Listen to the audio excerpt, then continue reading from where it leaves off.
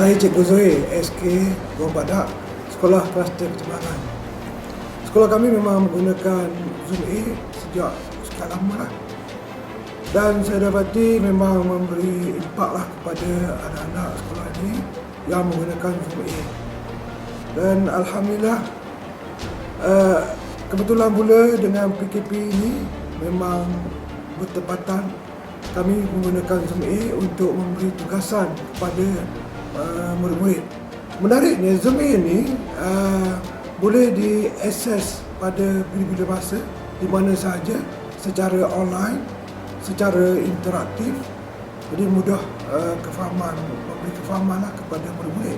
RM10 setahun bagi saya sangat murah.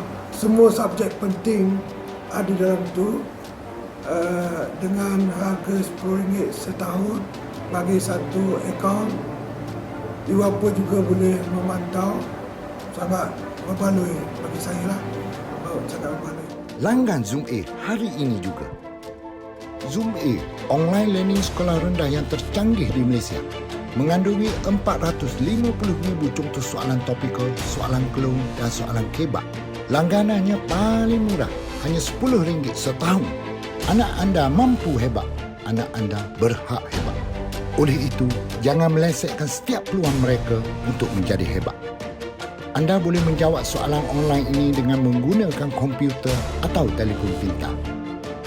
Zoom A bertindak sebagai penjana kecemerlangan akademik untuk sekolah SK, SJKC dan juga SJKT. Boleh diguna pakai oleh semua murid dari tahun 1 hingga tahun 6. Soalan-soalannya meliputi semua subjek teras, iaitu bagi bahasa Melayu, bahasa Inggeris, matematik dan sains. Murid-murid boleh menjawab soalan mengikut aras yang dikehendaki, iaitu senang, sederhana ataupun susah. Portal Zoom A bersifat interaktif kerana menyediakan huraian dan talian hayat, seolah-olah ada 4 orang guru sentiasa membimbing mereka. Ini dapat menambahkan minat murid untuk terus belajar dengan lebih berkesan. Pengisian Galeri A merupakan perpustakaan digital di alam maya. Galeri A mengandungi 600 judul cerita dalam bahasa Melayu, bahasa Inggeris, bahasa Mandarin dan bahasa Tamil. Murid-murid kita dapat melaksanakan program nilam di rumah atau di mana-mana sahaja mereka berada pada bila-bila masa.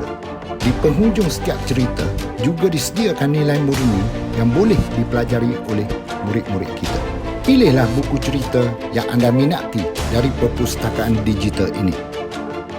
Pengisian WebMel menyediakan e-Mel peribadi yang percuma untuk setiap pengguna. Manakala pengisian WebEdit pula menyediakan domain percuma untuk melatih murid-murid kita membina laman web.